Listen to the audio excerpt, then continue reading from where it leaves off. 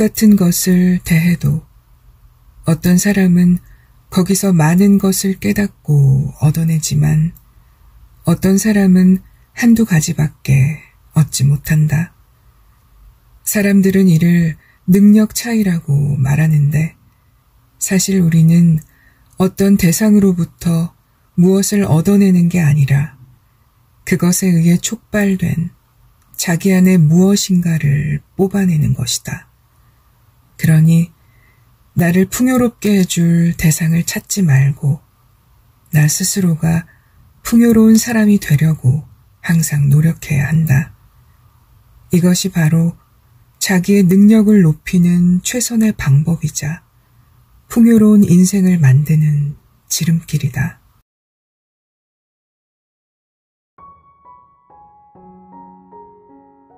여러분 안녕하세요. 책 읽어주는 감성 7호입니다. 오늘 소개해드릴 책은 내 인생의 힘이 되어준 니체의 말, 곁에 두고 읽는 니체인데요. 지은이는 사이토 다카시, 옮긴이는 이정은, 홍익출판 미디어 그룹에서 펴내주셨습니다. 지난 시간에 사이토 다카시 교수의 혼자 있는 시간의 힘을 소개해드렸죠. 에필로그 챕터에서 이분이 니체라는 철학자를 얼마나 사랑하는지 잠깐 낭독해드리기도 했는데요. 오늘 들려드릴 곁에 두고 읽는 니체 도서도 이분의 저서입니다.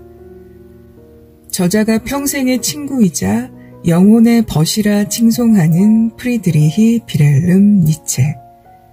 니체는 독일의 철학자이자 시인으로 실존 철학의 선구자이죠. 역사상 가장 위대한 철학자 중 한 분으로 손꼽히는데요. 오늘의 도서 곁에 두고 읽는 니체는 현대 철학의 문을 연 위대한 사상가 니체의 사상을 가장 잘 함축하고 있는 차라투스트라는 이렇게 말했다를 중심으로 인간적인, 너무나 인간적인, 즐거운 학문, 아침놀 등 다양한 니체의 저서들을 곁들이고 사이토 다카시 교수의 경험담을 결합하여 만든 누구나 쉽고 편하게 내용을 흡수할 수 있는 인문 실용서입니다. 일본 서점가 최장기 인문 베스트셀러로 독자들의 큰 호응을 얻기도 하였는데요. 썸네일의 도서 사진은 2020년 10만 부 판매 기념으로 나온 스페셜 에디션이고요. 저는 그 전에 사서 표지는 예전 거지만 내용은 같답니다. 오늘 영상을 준비하면서 종이가 이제 누렇게 바래진 오래전에 읽었던 차라투스트라는 이렇게 말했다를 다시 꺼내서 보기도 하고 니체의 사상은 어쩜 이렇게 21세기를 살아가는 우리의 일상에도 깊숙이 파고 들어와서 감동과 자극을 주는 걸까 생각을 해봤는데요.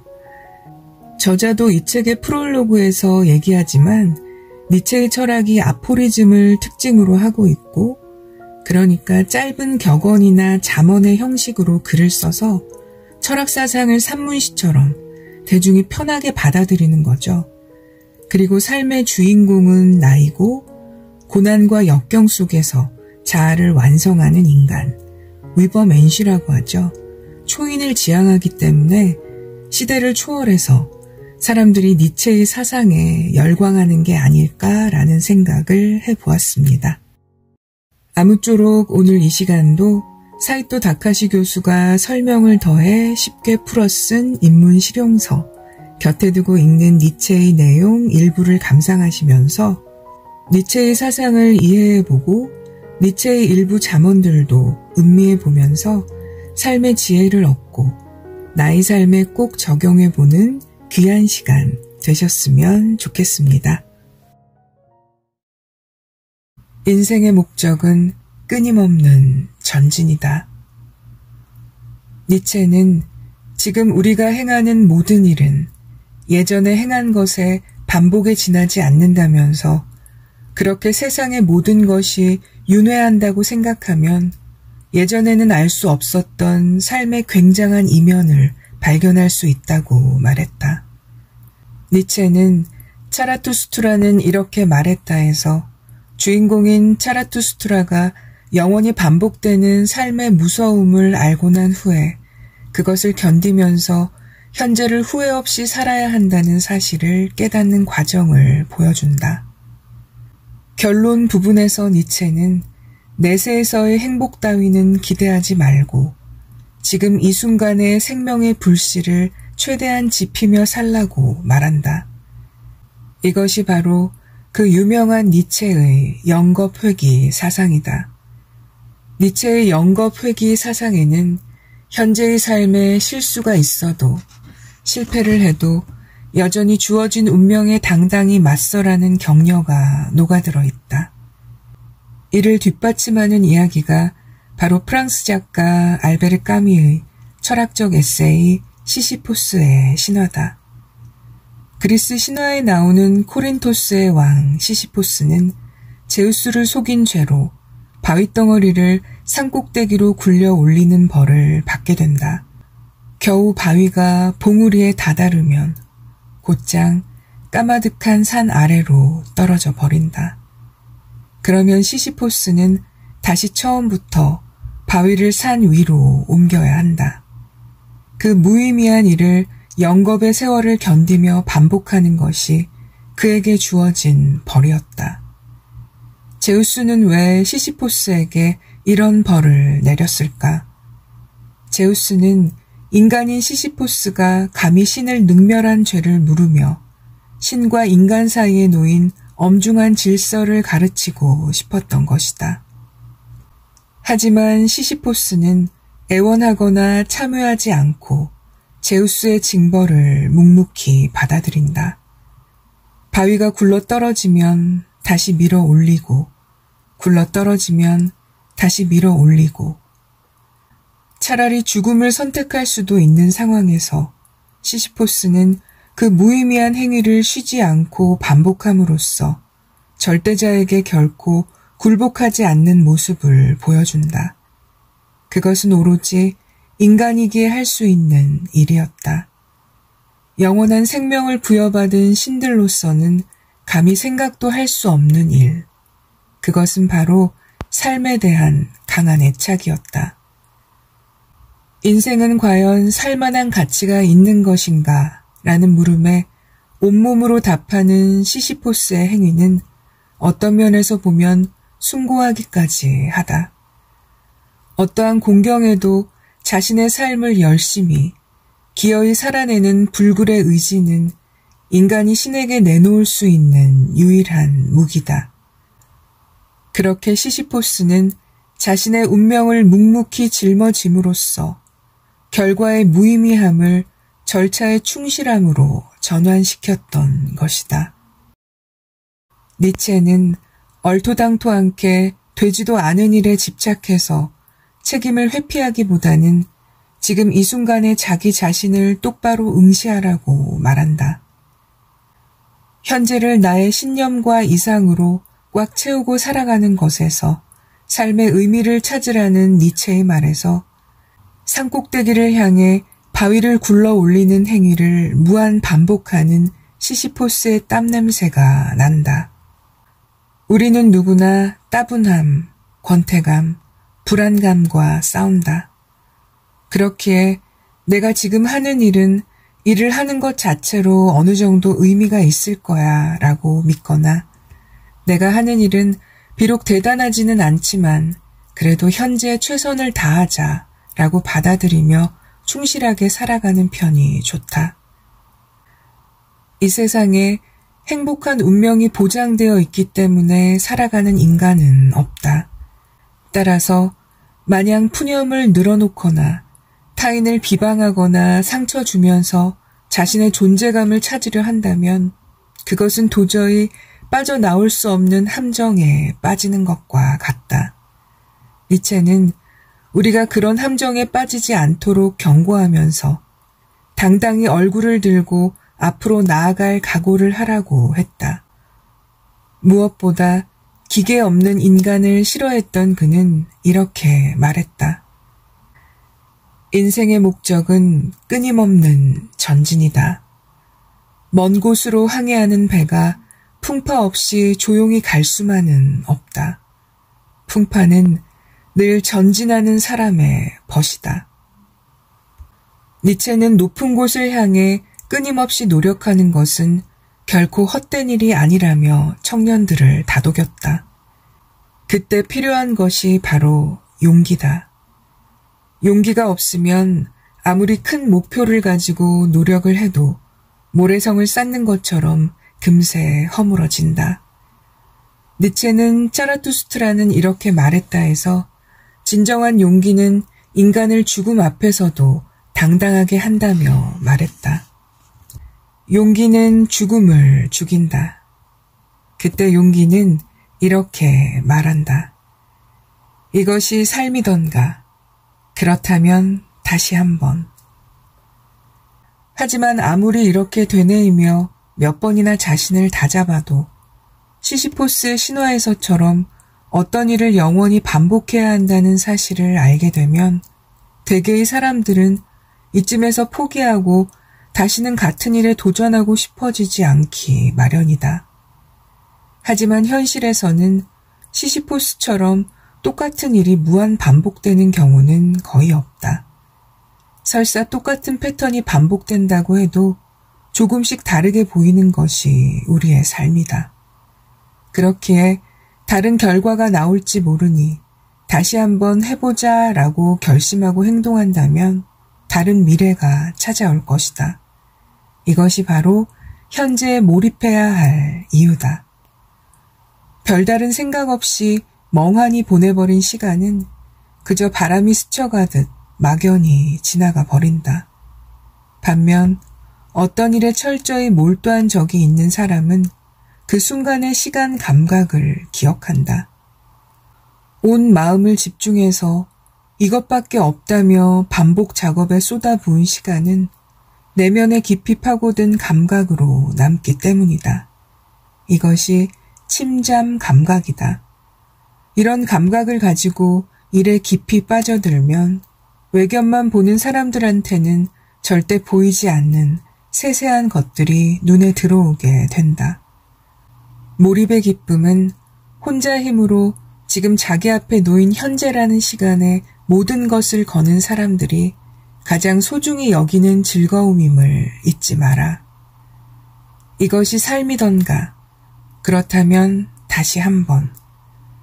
이렇게 말한 니체는 이런 용기 있는 결단이야말로 인생을 바꾸는 계기를 만들어낸다며 이렇게 덧붙였다. 지금의 삶을 다시 한번 완전히 똑같이 살아도 좋다는 마음으로 살아라.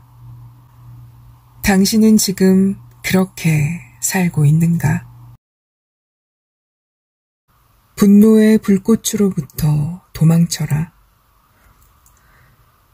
분노의 불꽃으로부터 도망쳐라.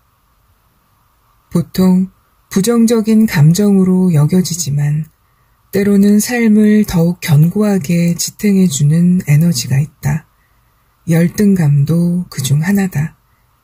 신체적으로나 정신적으로 앞서 달리는 사람들보다 훨씬 뒤떨어지는데도 나중에 보면 가장 먼저 결승점에 도달하는 사람이 있다.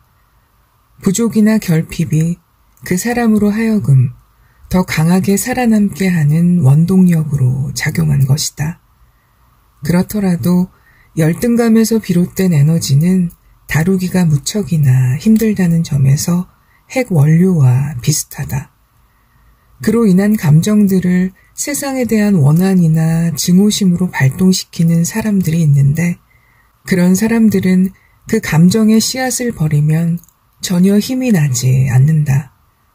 머리카락이 잘리면 힘을 쓰지 못하는 구약 속 인물 삼손처럼 분노와 증오의 감정을 버리면 힘을 모조리 잃고 마는 것이다.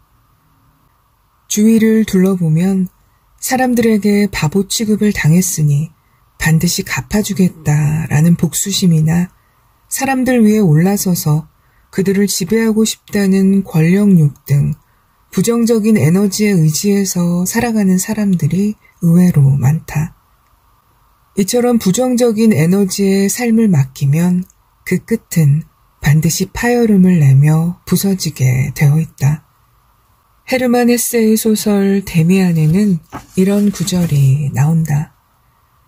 우리가 누군가를 미워한다면 그건 우리 자신 안에 잠들어 있는 것들을 미워하는 것이다. 우리 자신 속에 없는 것들은 우리를 흥분시키지 않는다. 타인을 부정하는 힘을 자신을 개선하고 발전시키는 에너지로 바꾼다면 어떨까?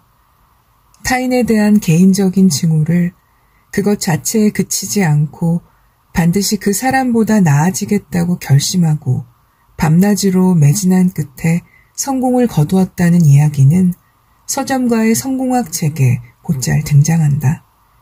그들은 하나같이 이렇게 말한다. 자신의 노력 부족을 타인이나 세상에 책임 전가하고 그로써 끝을 낸다면 정말 큰 문제다. 다른 존재를 부정하는 힘이 나로 하여금 미래로 달려가게 하는 활력이 아니라 변명으로만 작용한다면 결과적으로는 자기 자신의 모든 것을 부정하는 셈이 되기 때문이다. 삶을 지탱하는 에너지는 자기 자신 안에서 찾아야 한다. 그렇기에 니체는 지금의 자기가 싫기 때문에 전혀 다른 인간이 되고 싶다면서 현재의 자신을 경멸하거나 스스로에게 반발하는 태도를 가장 경계했다. 니체가 자신의 숱한 저서들 중에서 가장 개인적인 책이라고 말하는 즐거운 학문에는 이런 말이 있다. 똑같은 것을 대해도 어떤 사람은 거기서 많은 것을 깨닫고 얻어내지만 어떤 사람은 한두 가지밖에 얻지 못한다. 사람들은 이를 능력 차이라고 말하는데 사실 우리는 어떤 대상으로부터 무엇을 얻어내는 게 아니라 그것에 의해 촉발된 자기 안에 무엇인가를 뽑아내는 것이다. 그러니 나를 풍요롭게 해줄 대상을 찾지 말고 나 스스로가 풍요로운 사람이 되려고 항상 노력해야 한다. 이것이 바로 자기의 능력을 높이는 최선의 방법이자 풍요로운 인생을 만드는 지름길이다. 지금은 스스로의 생각에 자신이 보잘것없는 존재처럼 느껴진다 해도 쓸데없는 곳에 신경 쓰며 맹목적으로 돌진하지 말고 부질없는 분노나 질투에 휘둘리지도 말고 있는 그 자리에서 더 나은 날을 만들기 위해 노력하는 것이 산골짜기를 헤매는 맹수가 되지 않는 길임을 잊지 말라는 충고다. 지금이야말로 분발할 때다. 니체에게 현재라는 시간은 문이라는 말과 동의어이다. 문의 안과 밖은 과거와 미래의 길로 연결된다. 문의 안쪽은 현재지만 그것을 열고 나가는 순간 안쪽은 과거가 되고 이제부터 미래가 시작된다. 그렇다는 것은 현재의 순간이야말로 모든 과거와 미래가 만들어지는 필연으로 귀결된다는 얘기다. 니체는 어쩌다 보니 그렇게 됐어 라는 우연을 믿지 않았다. 과거가 현재의 원인이듯 미래에 일어날 어떤 일은 지금 이 순간이 원인이 된다.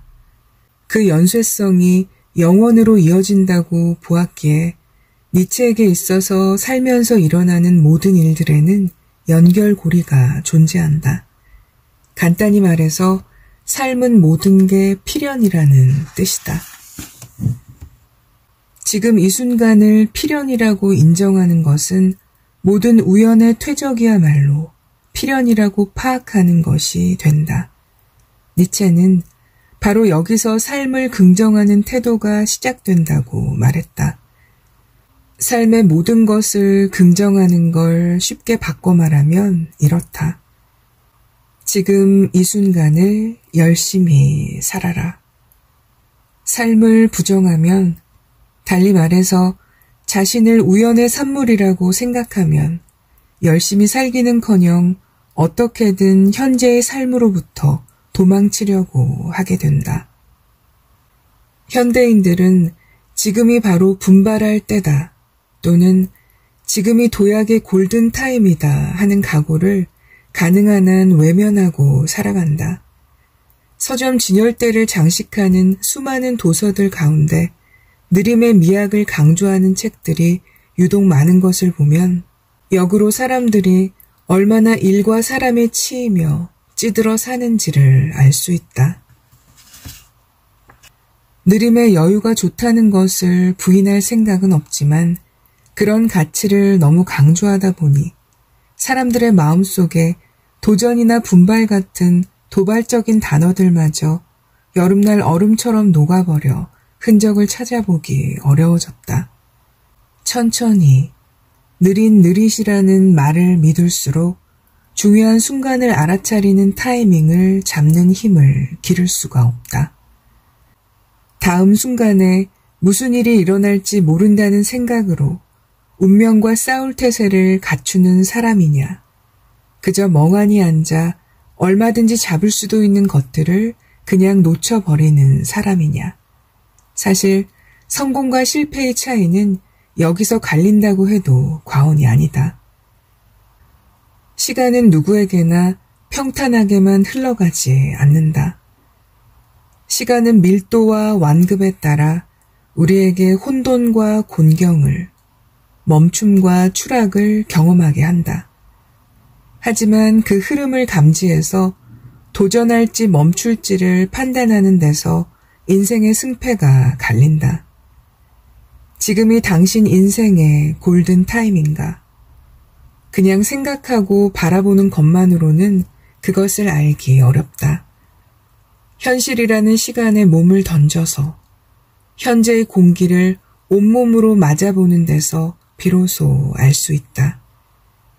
인간적인, 너무나 인간적인에서 니체가 말한 것처럼 말이다.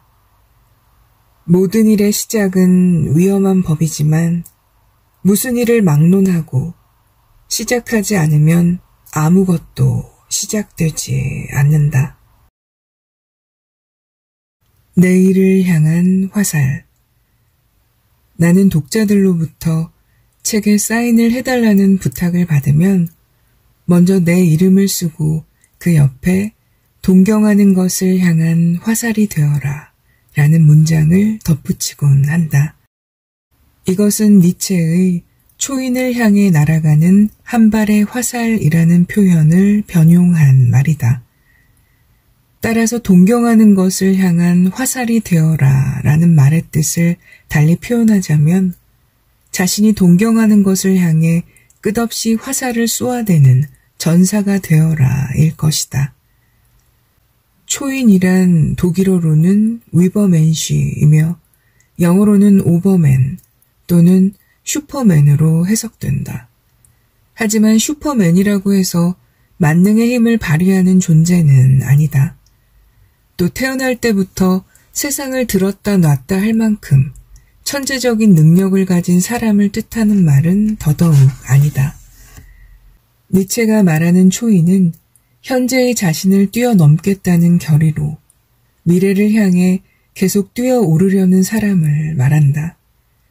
그리하여 미래를 향한 동경의 동경을 거듭하는 사람, 미래로 향하는 발걸음을 멈추지 않다 보니 어느 순간 가속도가 붙어 쑥쑥 상승해 나가는 사람, 그가 바로 니체가 말하는 초인이자 내가 책에 사인해주며 덧붙이는 화살과 같은 존재다.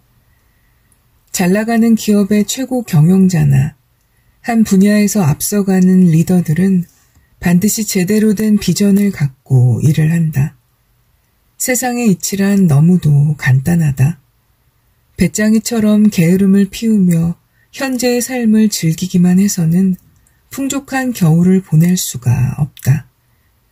개미처럼 뚜렷한 비전을 가지고 구체적인 행동을 해야 배부르고 등 따뜻한 겨울을 보낼 수 있는 것이다. 여기서 말하는 비전은 막연한 이상이나 꿈과는 전혀 다른 차원이다. 구체적인 계획에 따라 과학적으로 구축된 목표여야 한다.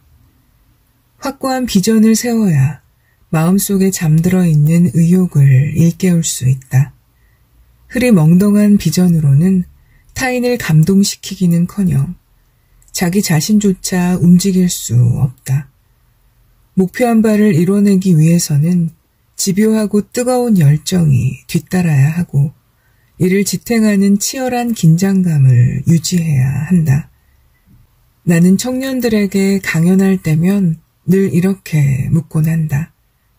여러분은 현재 위치를 뛰어넘고자 하는 결의를 갖고 발걸음을 옮기고 있습니까?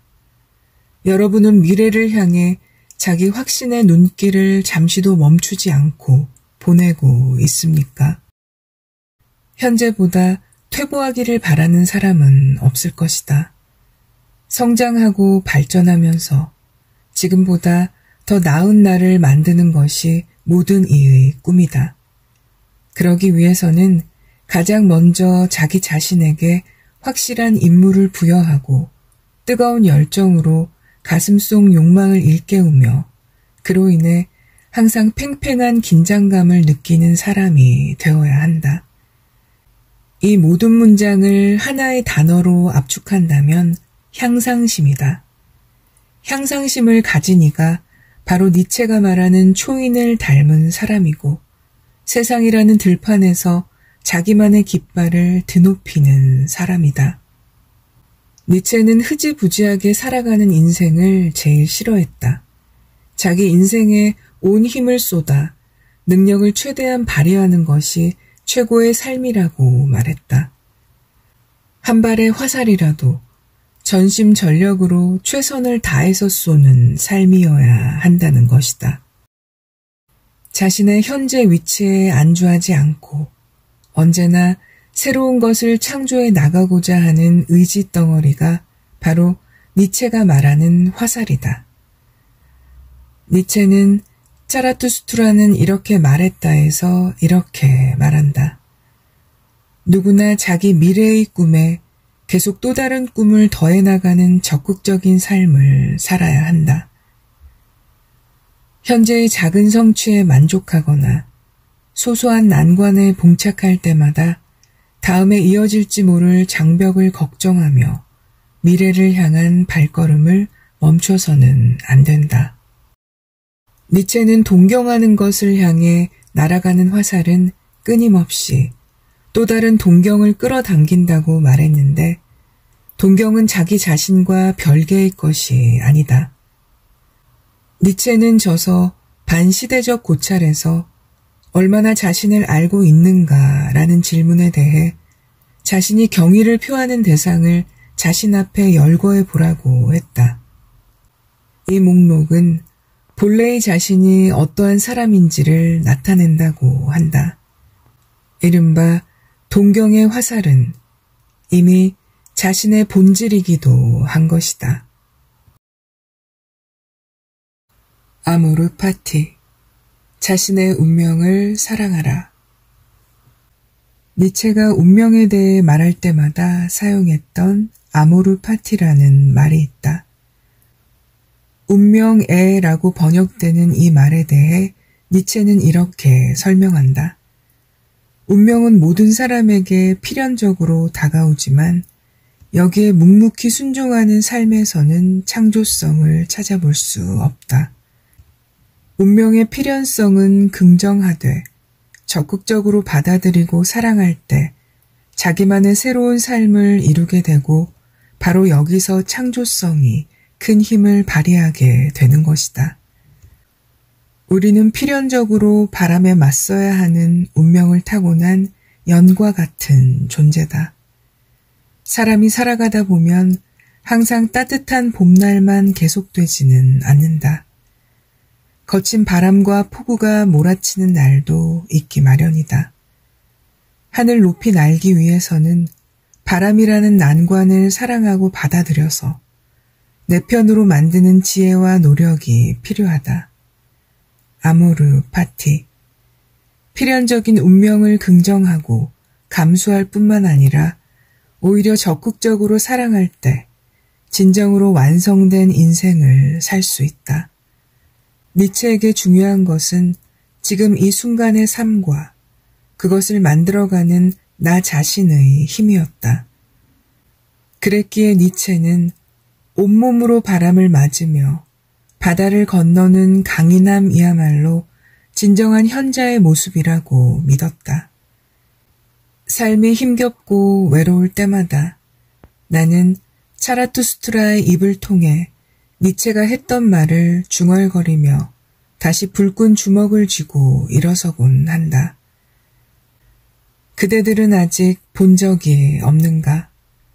돛이 둥글게 부풀어 거센 바람에 펄럭거리면서 바다를 건너가는 것을. 그 돛처럼 정신의 거센 바람에 펄럭이면서 나의 지혜는 바다를 건너간다. 에필로그. 온몸을 던지며 살아라. 우리가 살면서 반드시 청소해야 할 정신의 찌꺼기에는 크게 두 가지가 있다. 하나는 세상을 이런 것이다 하고 단정하며 체념해버리는 태도다. 어른이 되어갈수록 사람들은 점점 세상에 대한 호기심이 사라져서 무엇이든 그냥 어림짐작으로 넘기곤 한다. 도저히 이해할 수 없는 것들에 대해 진지한 호기심 그 자체였던 어린 시절이라면 반드시 물음표를 던지며 덤볐을 그 문제들을 지금은 그저 어쩔 수 없는 일이라며 흘려버린다. 두 번째는 두려움이다. 위험을 받아들일 결심 없이 엉거주춤한 자세로 살아가면 작은 도랑조차 뛰어넘지 못하게 된다. 니체는 그런 나약한 태도를 가장 경멸했다. 분명히 남다른 능력이 있음에도 그것을 최고의 삶을 만들어가는 데 쓰지 않고 그저 적당히 살아가는 사람을 보면 나는 참 이상하다고 생각한다. 니체 역시 그런 사람의 멱살을 잡고 흔들며 그런 인생으로는 안 된다며 정신을 차리고 힘을 내도록 북돋워 주었다. 당신이 지금까지 만일 불완전 연소 상태로 매일 답답하게 살아왔다면 이제는 니체의 가르침에 따라 나에게 주어진 힘을 전부 쏟아내지 않은 채로 미지근하게 살아가는 삶은 싫다라고 스스로에게 외쳐야 한다. 니체를 접하면 마음에 쌓아왔던 답답함이 금세 사라진다. 그리고 단단히 굳었던 마음을 털고 일어나 날아가는 화살처럼 경쾌하게 살고 싶어진다. 나에게 있어 니체는 체계적으로 연구해야 할 대상이 아니다. 니체도 자신의 사상이 연구의 대상으로 여겨지기보다 이 가르침이 나의 오늘과 내일을 밝게 비춰준다 라고 생각하는 걸 분명 더 기뻐할 것이다. 반대로 독자가 당신의 책을 열심히 공부해서 지식을 충분히 쌓았습니다. 그것은 대개 이런 뜻입니다. 라며 니체의 사상을 숙제하듯이 몇 문장으로 요약하려 하거나 고등학교 윤리 교과서처럼 한두 번 훑어본 지식을 기억하는 정도로 만족한다면 니체는 실망할 것이다. 온몸을 던져서 읽어라. 온몸을 던지며 살아라. 이것이 이 책의 미션이다.